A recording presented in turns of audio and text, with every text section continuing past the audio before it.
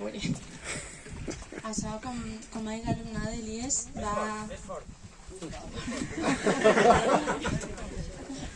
està en marxa des del curs 2017-2018 i bé, la idea de posar aquesta ruta en marxa bàsicament va ser arran d'unes investigacions de França i Alemanya on te n'adones que tot està documentat i així al nostre país no hi ha res documentat, amb la qual cosa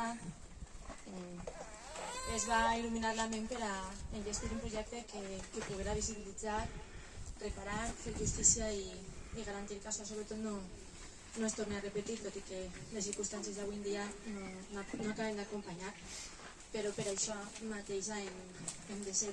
més fortes i més forts i lluitar perquè realment és de justícia lluitar.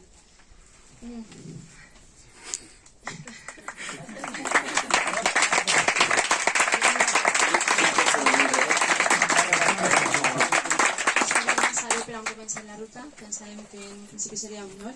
però vaig conèixer aquest indret, me'l va presentar el Sergi, no sé on està, i vaig veure que tenia molt a veure amb la nostra filosofia com a projecte de centre, com a equip humà que formem part del seminari i per suposat el nostre alumnat, el nostre benvolgut alumnat, les veritats també coprotagonistes, perquè la pedra angular són els testimonis orals, sense elles i ells no podríem fer absolutament res. Cada cop que ens han obert la porta de sa casa ha sigut com un misteri de veure si anaven a brollar llàgrimes, si voldrien parlar, si serien capaços de fer-ho i finalment amb aquestes biblioteques humanes hem comprovat que sí i ens han donat molt. Bé, una vegada vaig conèixer l'indret,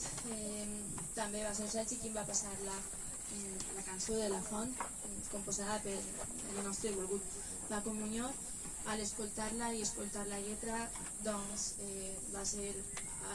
una experiència molt colpidora. Ho vaig compartir amb els meus familiars, específicament amb Isa Sala, i li vaig dir,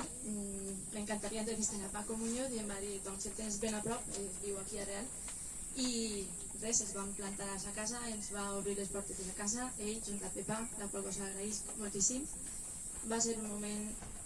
molt colpidor, molt enriquidor i arran de tot això es van posar en marxa. Li vaig contar a Paco, que és el que porta el moment, i bé, ha sigut tot un esdeveniment